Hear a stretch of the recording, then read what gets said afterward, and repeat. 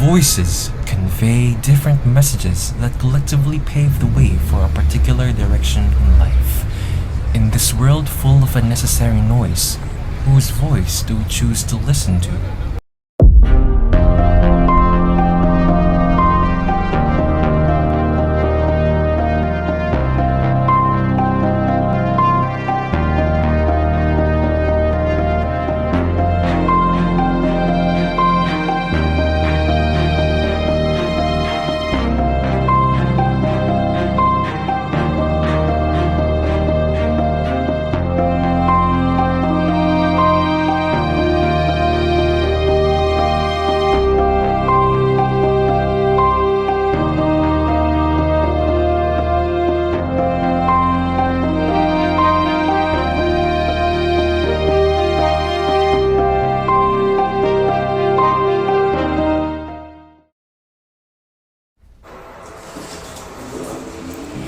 In this feature, we go through the four corners of the San Pedro College main campus and acquire insights into where discernment transpires and inspires beyond its boundaries. As we go into an in-depth conversation about personal experiences, this documentary aims to leave a hallmark moment when we can sow the seeds of discerning and choosing to heed the calling of the purpose for which we are all distinctly made.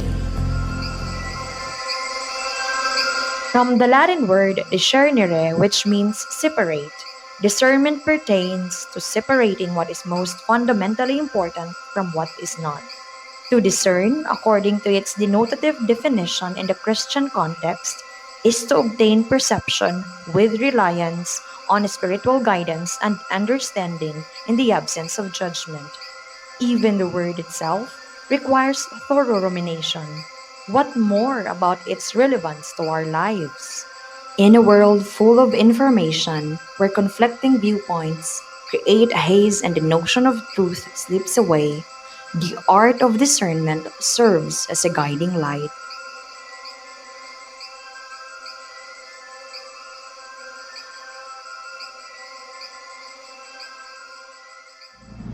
Thank you. I am Jefferson Kua, 25 years old, and currently I am a seminarian but under the Regency program. That means I will be outside the seminary for 1 year, working here in SPC.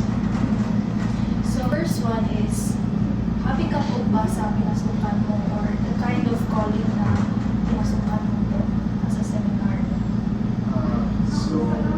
Yes, definitely. I am very happy to the life I chose to live. High school pa ko ato, na desire na ko yun na may mong pari doon, may mong seminary nga. So, with that, I could say that I am happy to the life that I chose, the life that I am still living now. So, I was 4 years in my service as an elder server. And during that years, na feel na ko, I need to be more, no? To serve God more. Okay? Para sa ko, dili sapat lang ang himong elder server. So, na-curious ko kung sa may mga ways or kung sa may dapat buhaton para makaserve ko kang God more so that I can know Him more and love Him more passionately. So, Next question po, sa iyong kaloob-looban po ba, masasabi mo bang sulit lahat ng naging sakripisyo mo throughout the years mo of as a seminarian? Yes, no. There were many sacrifices made by me or demanded by the seminary. Every weekend lang, every Saturday lang, pwede makita ang aming parents or pwede makagawas. Hindi ko pwede magdalag extra food. Kaya ano man, we must be contented with what the seminary provides. Kana ang prinsipyo. So, there were many pagsulay or challenges, and sacrifices also, but it was all worth it. Okay? So, for me, sulit lahat ng sacrifices, sulit lahat ng mga pagsubok. My name is Dorothy Joyce Palo. I am currently enrolled in SPC at Section 2F. Happy ka ba sa course mo? In terms of happiness, I would say I'm pretty happy with my course. When I was young, I was hospitalized a lot. Every summer, I think I spent it on the hospital, and I would always remember na may makita ko ng mga lab rooms, and doon ko makita na may nag-lockdown, and once I entered sa college, na-realize na ko na, alam, nindot mo din siya na course, kay tanan ko ma-learn ko. Tanan, makaingon ba ka na sulit imong sakripisyo? Sulit man siya, kay tanan mo ka-learn, di ba? Pero sa parasitology na to, tanan ko ma-learn yan, dapat hindi mukhaon namin, may siya parasite, di ba? Ma-apply ko na po sa akong personal life, so sulit yun ako siya. Tapos mukhaon mo, Ang mukhaon gyapon ta, kay kanang bahalag. lutuan na ako maayo. Totoo na siya maayo. Hindi naman pagpaguro. Thank you very much, Lord, for your time and your answer.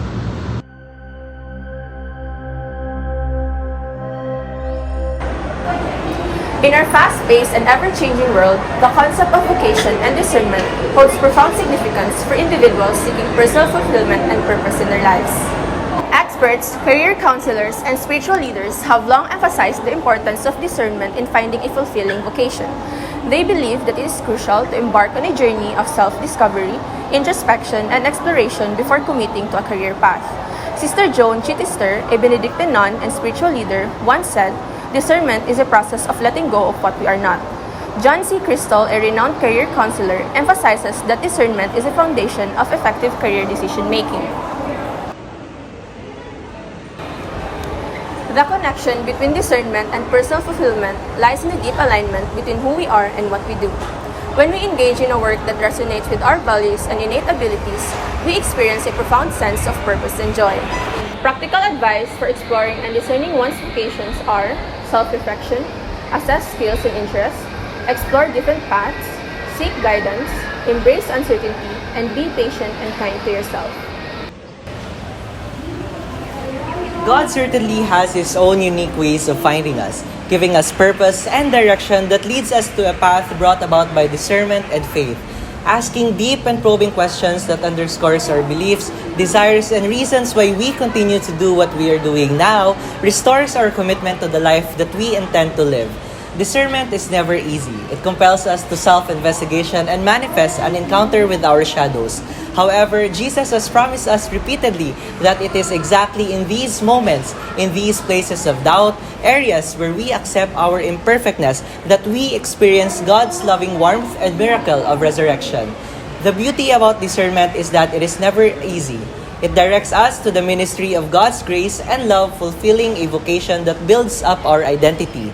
While the discernment process of committing to a life dedicated to the church, such that becoming ordained is a condition to be met, or lay, either way, the process will never be easy.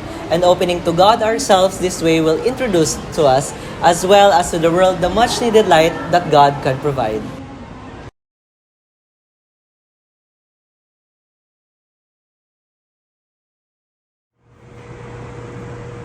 Can't deny the fact that there are challenges we face when discerning for something important. Oftentimes, a lot of us struggle with making our own decisions. This may be due to our parents' wishes or influence from peers that don't resonate with our own true feelings. Social influence or social pressure affects personal discernment as it takes away our own ability to make a sound decision of our own. When faced with this dilemma, oftentimes the best way to address this challenge is by good communication between you and the people around you. Make a point. Tell them what they really want isn't really right for you because it's not what your heart wants when you follow their decision. Effective communication goes a long way as it bridges the gap between your decision from what society wants you to do. Another factor or challenge when choosing a course is the financial status of the family or student. Mostly of the students, especially this time which is pandemic, chooses courses that they can afford financially. This is why most of the students who graduated senior high school often choose to work instead of studying. They are saving up so that they can go to college and get the course that they want to pursue. Yes, there are colleges that are free, but they still need money for food, transportation, projects, and more. Sometimes they completely forget their dream course because they can afford it and enroll for the course that they can afford. But most of them choose to work first, then go to college.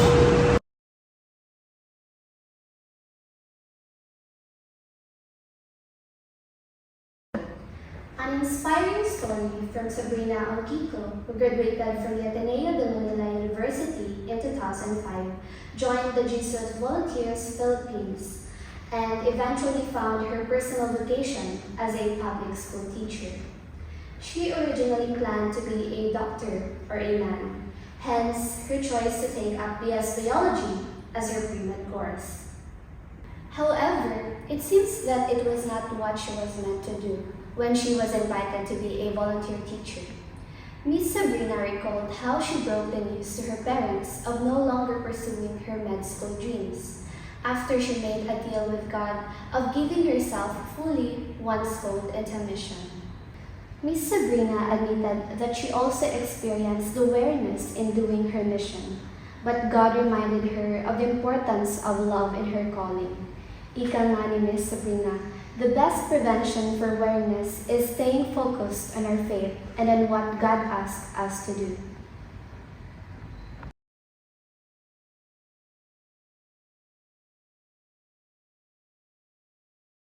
Living a purpose-driven life signifies heeding the whispers of God directed through our hearts, for which we are all called.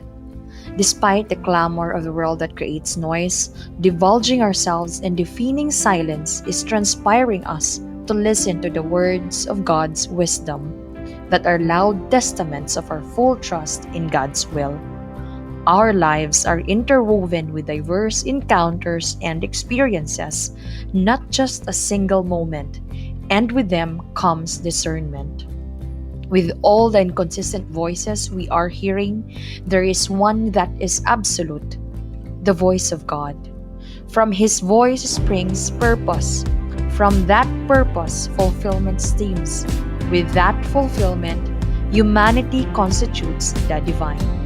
In this grandeur of things, God's voice ushers us to dwell in silence, hear Him with clarity, and discern His intricate plans.